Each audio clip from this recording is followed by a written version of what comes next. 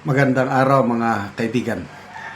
Bigyan natin ng opinion, reaction ngayon itong post ni Attorney Trixie Angeles. It's a question sa kanyang mga followers.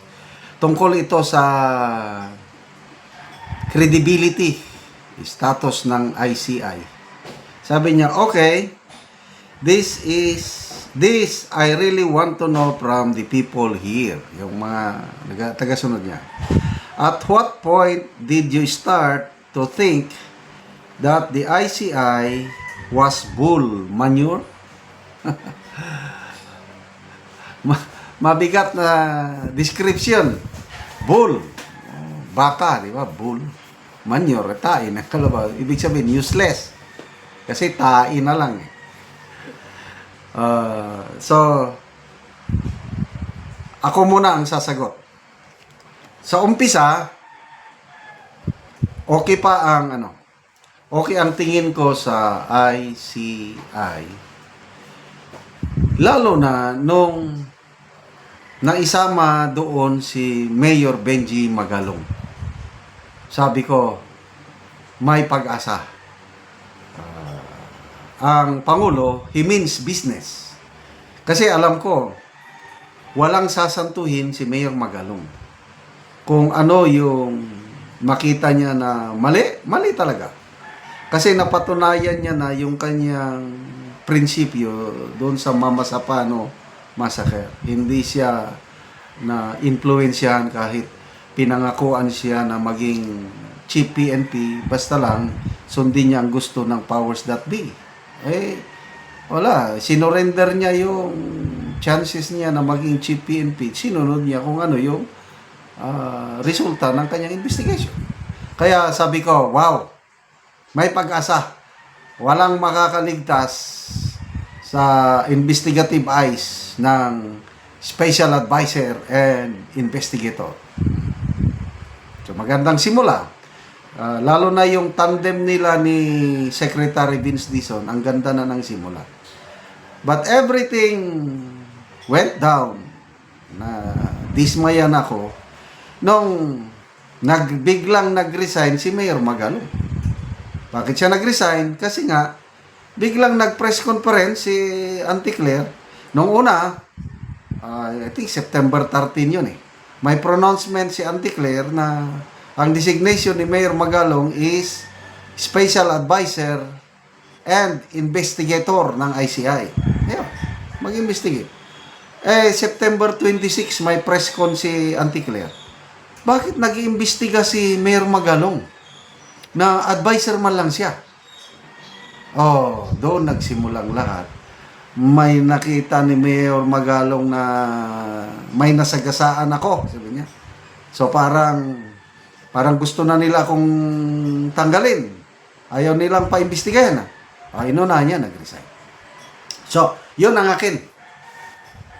At what point na nakita ko na baliwala na ang ICI, cover up na, ayun, nung nag-resign si Mayor Magalong, nasundan pa, lalong na galvanize yung aking paningin sa ICI na cover up lang ito, nung mag-announce sila na private hearing ang kanila, hindi nila i-live stream.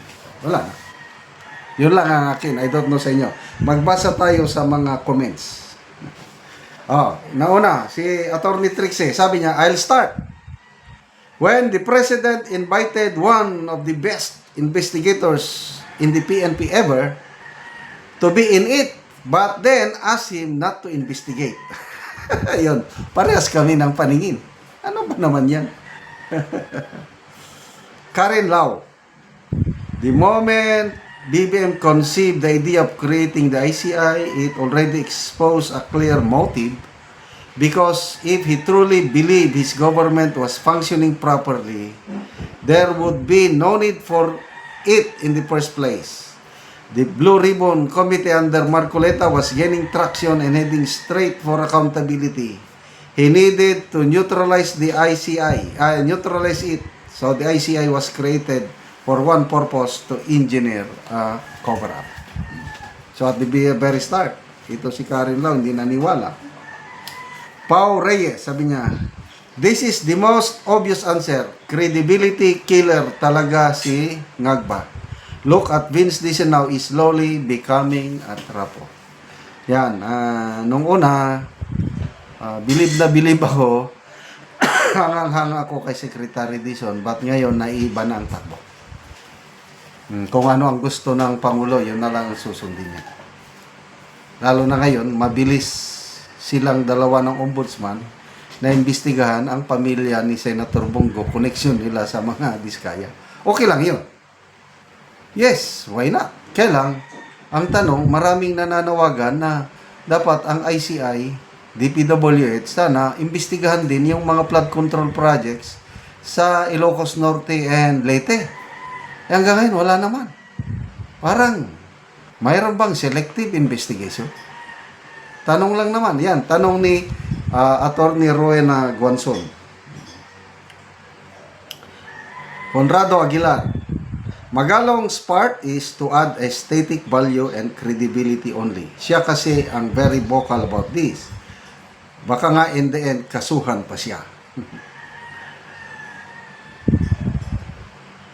Maranyan Garcia. When the president created the ASEA, it was all Sarsuela.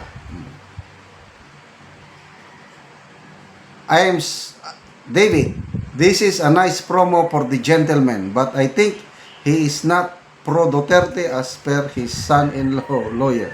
Parang others are eyeing that man to run against BP Sara. Ethel Pineda, si Doc Pineda, sabi niya, right from the very start, why would this government be interested in exposing the truth? It is just meant to deodorize the sting. Roberto Tiglao, si Sir Bobby, from the start, wala na. Joey Debebre, from the inception. Harold Tan, when Magalong said there was absolutely no transparency. LK Amo, when Bongbong Marcos announced that he will create it. Lori Gutierrez, when it became ICI instead of reviving PACC. Oo nga, mas maganda pa sana yung Presidential Anti-Corruption Commission na inabolis. Anyway, salamat mga kaibigan sa inyong pagsubaybay sa ating channel. Nakakatulong kayo ng malaki sa tribong Talandig ng Bukidnon dahil ang sweldo natin sa channel na ito, pantulong po natin ito sa tribo. Sa ngayon, namimigay tayo ng mga libreng yero at pako para itong tribong ito makapagpatayo naman ng mas maayos na tirahan. Panoorin nyo ang video na ito. O karon mo na niyang matagaan og yero. Salamat kay tan nabag mo gobyerno. Takura kay Oh, nagpasalamat si nanay nga matagaan og yero. So kuan na kayo ang sulod ni nanay. So kung muulan, tulo na gyud oh. tulo na gyud. So tulo na gyud kayo ang kuan ni nanay. Ang balay. So gipangsapahan na lang gyud. Sapahan na gyud kay ga malbutan. So si nanay mo na siya ang balay nga tuluan na kaayo. So gipangsapahan na lang gyud. So nagpasalamat siya kay natagaan sa gyero. So nay unsa imong masulti nga natagaan ka gyero? Dako among pagpasalamat kay naapil mi aning hinabang nga sin na kaatok gyud mi nga dili nami tuluan.